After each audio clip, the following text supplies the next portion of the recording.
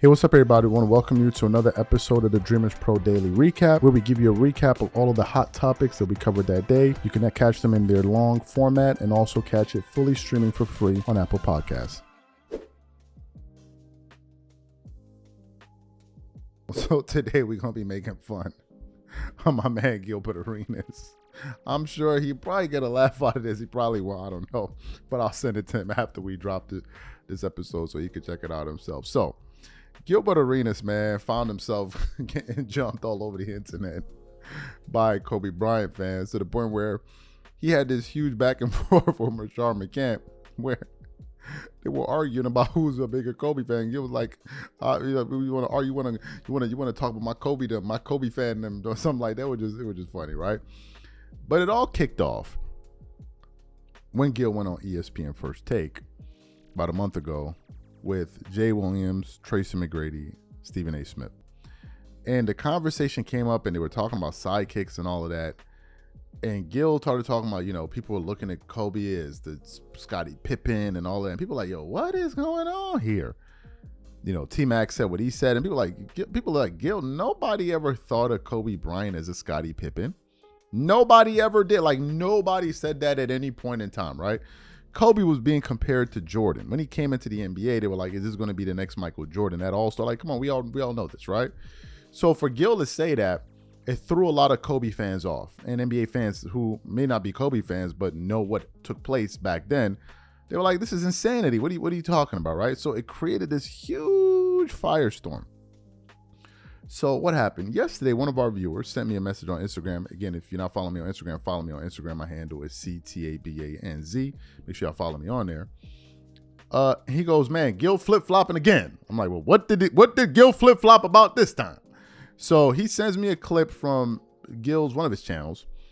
And it's kind of like they're like in a gaming room or something, it looks like, and everybody's talking. I think I heard Brandon Jennings in the background going off, I think over a game or something, I don't know. So they're going through these different subjects. So then they get to the section where they start talking about, Gil starts talking about Kobe and Shaq, right? And then Gil starts going into this thing of Kobe never needed Shaq. And it was looking like Shaq needed Kobe and all of this. And I'm like, well, this is not what you said on ESPN First Take. You had totally different messaging on First Take. First Take, you were talking about Kobe being compared to Scottie Pippen. I'm like, what's this change of heart here? So what we want to do now is we want to play what Gil had to say on his show. It was actually hilarious. The reason it's hilarious is because you're thinking about what he said before, and then you listen to this clip here. It's just crazy. So take a listen to what Gil had to say here, and I want to come back and react to his comments. Take a listen to that there. Kobe's heroics came from when Shaq, what everyone questioned is, you got Shaq. Right? You're playing with Shaq, fam. Right? Who are you without him? What he showed us without him erases those years with Shaq. We don't even give a those years. Like, these 2 rings right here means way more than anything you did with him. We do. Like, you literally took control with a lesser version, meaning you, like, Shaq had you when you won 3. You just had you. You had Paul Gasol, meaning you was more, this is how we look at it, you was more powerful than when Shaq won his. Because we kind of say, then Kobe was like that. Yeah. And you won. Paul Gasol wasn't like Kobe to Shaq. You know what I'm saying? Like, Kobe to Shaq is not. Yeah, Andrew Bynum was not a Shaq. Yeah. Gasol. So everybody looked like. You won. Kevin George wasn't a Robert Horry. Yeah, so we're looking at like, damn, you won with them two. Them two is way more. That's when number 24. That's why, have you really noticed 24? For sure. Yeah. Have you not realized, like, when you see people with the tattoos in the it's 24. The 24. Yeah. Me, I rock with the 8 and the 20. See, 8 is my childhood. Right? He was already 2 behind Jordan. 24. Now that, like, as a man, you fucking that is like that, like I seen what he did to the NBA. I seen what he did on the court. That's a different breed. The two best players I ever witnessed with my eyeballs. Why is Tim Duncan stopping LeBron James? Kobe and Bron. Sick of this. So you heard what Gilbert Arenas had to say. What are my thoughts on this? Bro, I already told you, man. Gil, I done told him this a million times. Like, bro, I know you don't be believing half of that stuff you be saying. I told him, I said, I know you be, before you go to bed at night, you sit back and like go through the comments and you be cracking up to yourself laughing at people. Because I know you don't believe. Like when you said he reminds you, nobody said that. Nobody anywhere ever said that. Nobody said Kobe was being compared to Pippen. Nobody did. And the simple reason he was not being compared to Pippen is because he was a better player. There was nothing about Kobe Bryant that reminded anybody of Scottie Pippen. Nothing at all, right? And then he got into the part where what Kobe did after Shaq is one of the reasons it makes what Shaq did with him look irrelevant. I'm like, yeah. You see, the thing was, Shaq was the featured player in the offense because that's the way Phil wanted the offense to be ran. He said it, right? But it didn't mean that Kobe was, Shaq was averaging like 30 or 29. Kobe's averaging 28. That's not sidekick numbers. Sidekick numbers are what Pippen was averaging standing next to Michael Jordan. Those are sidekick numbers, right? And then we got a chance to see Kobe prove it on his own. Like, I don't look. And then he brought up another point, which was Shaq did it with Kobe. Kobe did it with Powell. And that spoke volumes because I think before Kobe and Powell were teammates, Powell had made maybe one or two All-Star teams when he was playing with the Memphis Grizzlies. Nobody was considering Powell a top 10 guy. He was one of the best power forwards in the NBA, but a top 10 player, no. And when he got with Powell, you could see that Powell didn't have that mental toughness that other players had. Hence the reason they had issues in the first finals. But Kobe helped develop Powell and give him this nasty streak in him, a mean streak in him, which he needed. So Kobe did kind of what Jordan did with Pippen in a way. And I'm not saying that Scottie Pippen has said that, what Jordan had done for him and help his development. I'm not saying that. That's what Scottie Pippen said. So to now talk about he was being compared to Pippen sounded insane. It's like insanity, right? You're talking about one of the three best players ever being compared to Scottie Pippen. Nobody confused Scottie Pippen with being one of the three best players ever. And he said it there in the sound. Gilbert Arenas said, I've never seen anybody play basketball better with his own eyes than Kobe Bryant and LeBron James. Now, I've always said, I've never seen a basketball. I wasn't old enough to see Michael Jordan's prime. So I've never seen anybody play basketball better than Kobe Bryant. I've never seen it. I've watched them all, man. I've never seen it. I used to watch Kobe play and say, there's no way this guy can be this good. There's just no way this guy can be this good. It doesn't make sense that he is this good at basketball. It just doesn't make sense. He was perfect. Kobe was the closest you can come to in terms of perfection from a player.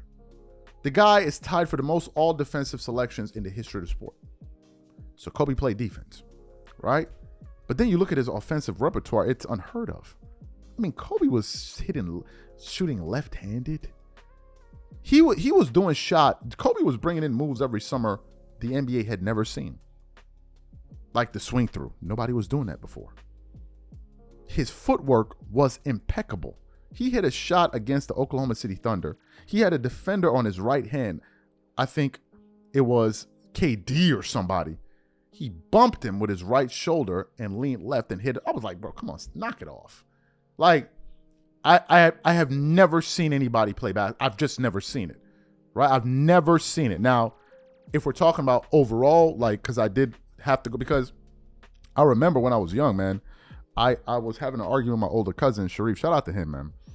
And, he was old enough to see Jordan. And I remember sending him a video on Facebook back then. I'm like, this is why Kobe's better than. So I sent him this video, and he don't even respond to me. I'm like, what kind of disrespectful thing is this? I just sent you something to Kobe. He didn't even respond. So I remember I was talking about it at my uncle's house then, and he goes, no. He's like, Kobe's really, really, really, really good. He's like, Michael Jordan was better. It was only until I got older, and I now started to watch Jordan footage, bro. Come on, man.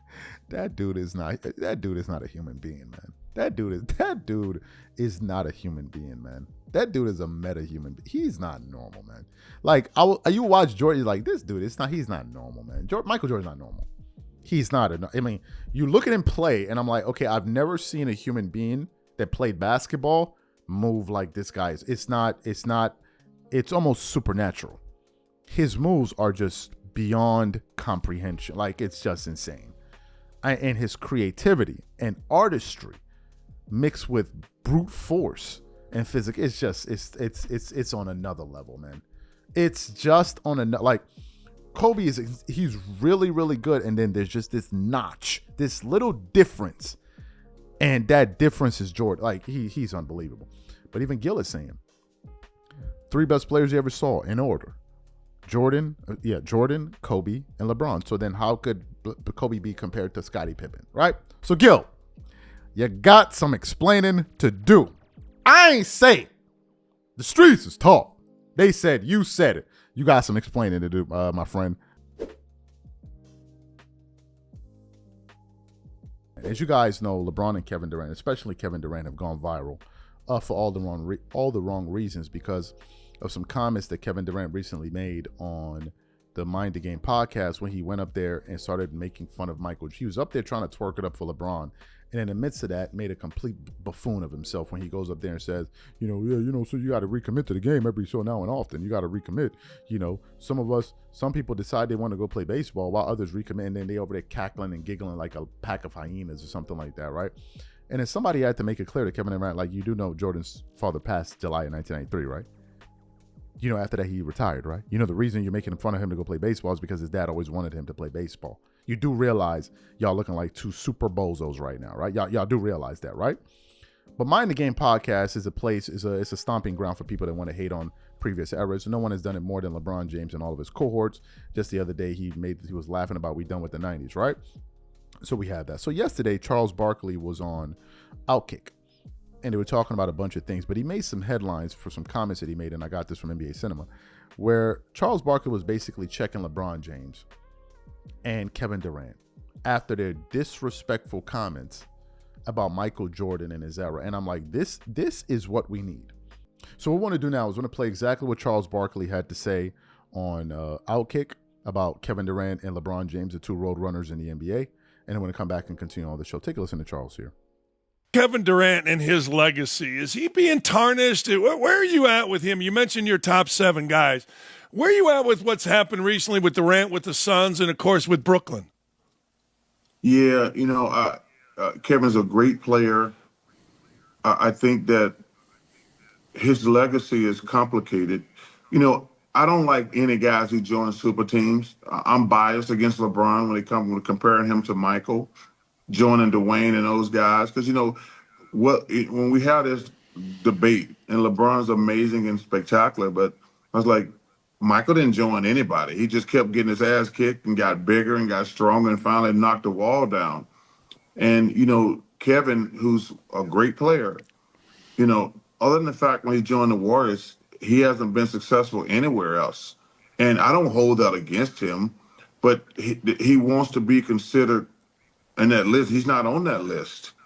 He's a great, great player, but he's not on that list. He wants to be like, wow, he's not in the GOAT conversation, because you're not, plain and simple.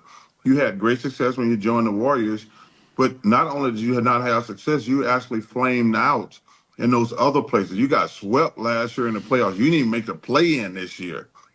So those are just facts. I don't hold guys not winning the championship against them, because it's a team game, first and foremost. Yeah. But you got to have some success. Like in my teams in Philadelphia, when I finally got out of there, I was like, yo, man, I got to get out of here. I want to be competitive. And in my first 3 years in Phoenix, we lost to the Bulls for the championship, and then we lost to the Rockets, who won back-to-back championship. But you can't not be a zero successful. So listen, man, I had a great, great career. I was so lucky and blessed to play in the NBA for a lot of years. And like I said, I don't hold guys not winning the championship, because it's a team game, and it's complicated when you're trying to win. I mean, everything has to go great. Like Chris Paul, to me, is one of the most underrated players in NBA history. Russell Westbrook, I love that guy.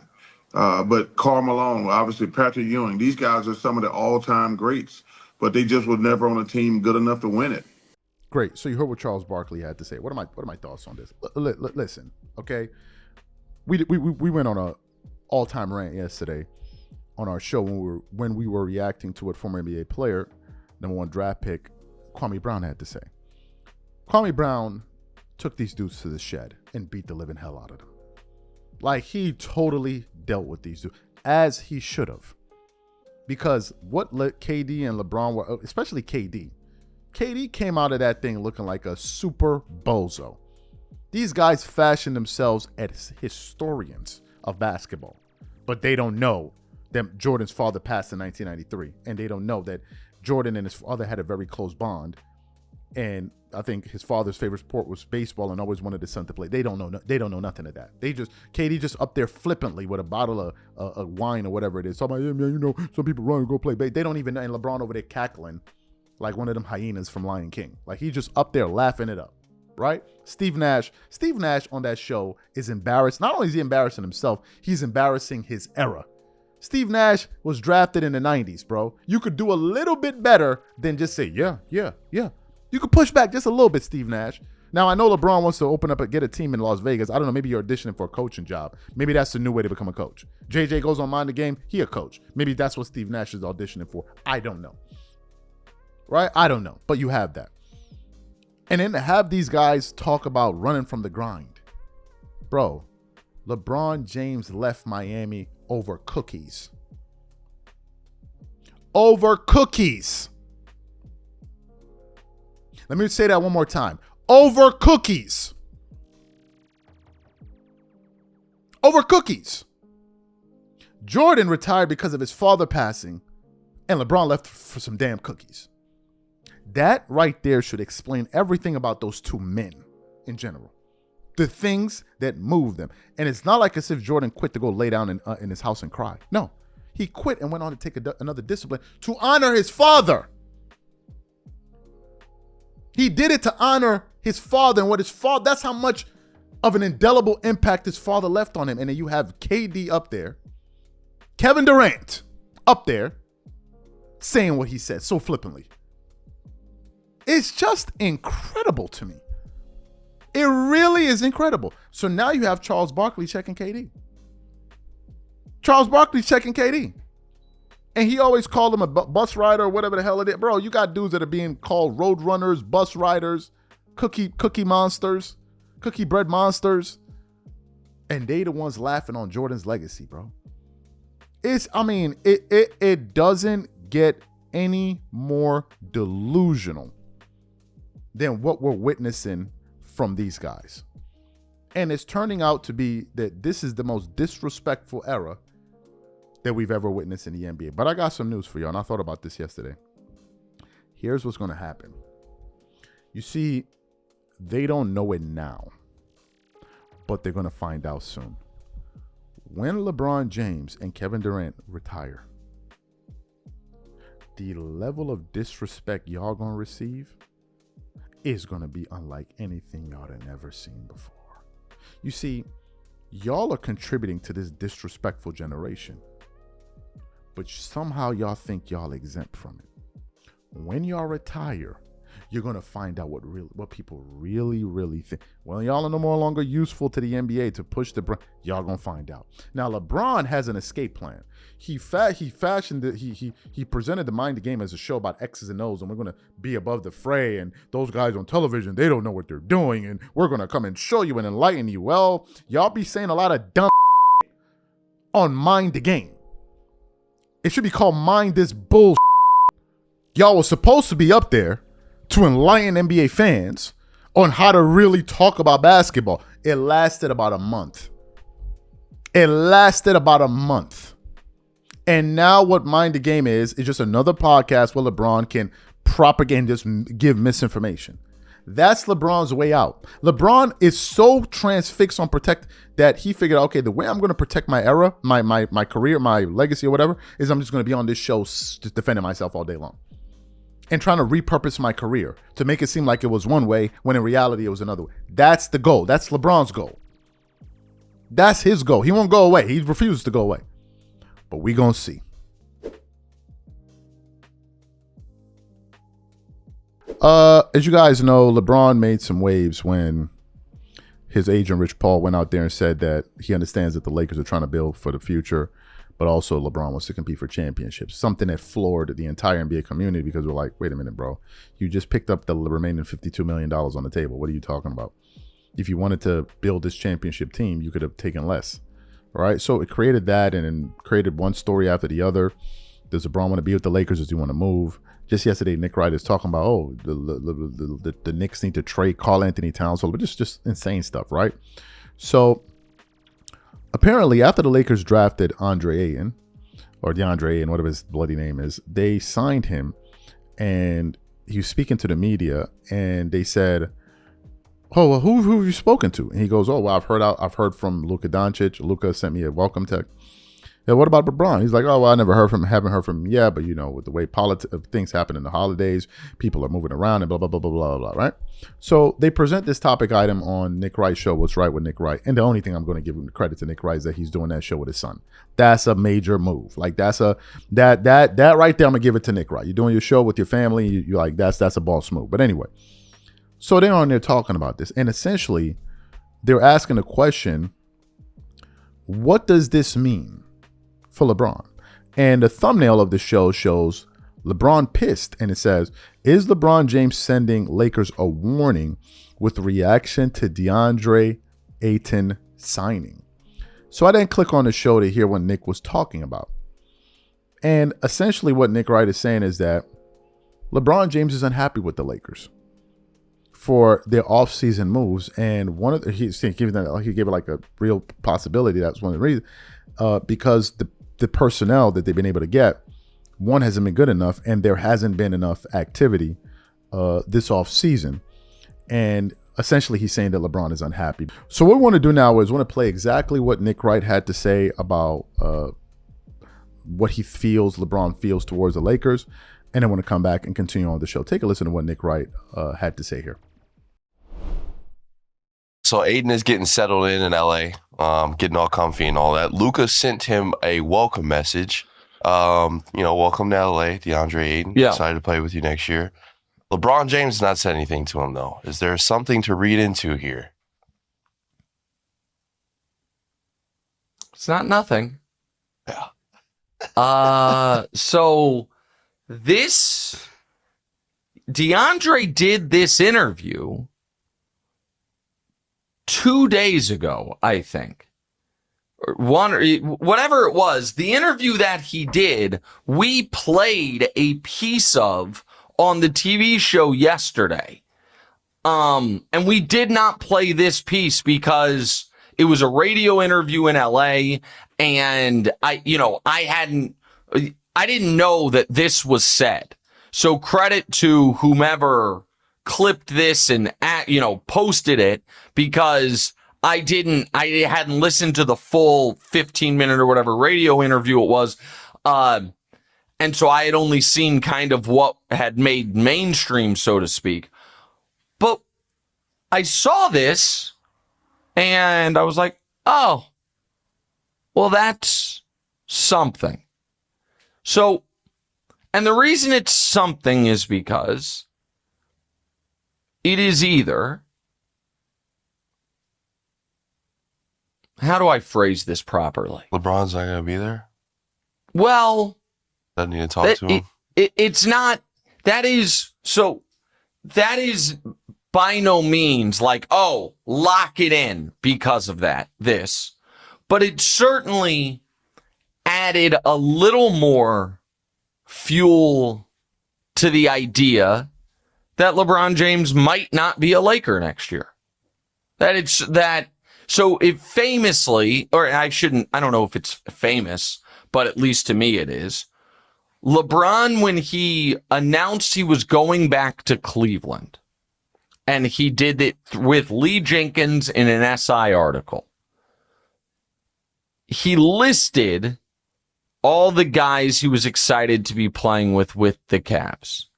And he had not listed number 1 overall pick from a week prior Andrew Wiggins. And one way to read that was the article was written before the draft, or that he was only thinking about or including the active veterans. And another way to look at it was LeBron expected that they would be trading Wiggins as part of getting a veteran win now guy. And that is and so he did not want to include Andrew Wiggins when he did not think he was ever going to be playing with Andrew Wiggins, which is exactly what they did. So before I give my opinion on what I think this actually is, let's lay out all of the available options for this. So I would put LeBron expects to be a Laker, but wants to keep the screws on the Lakers to continue to make moves as the reason for him not reaching out. I would put that at 65%.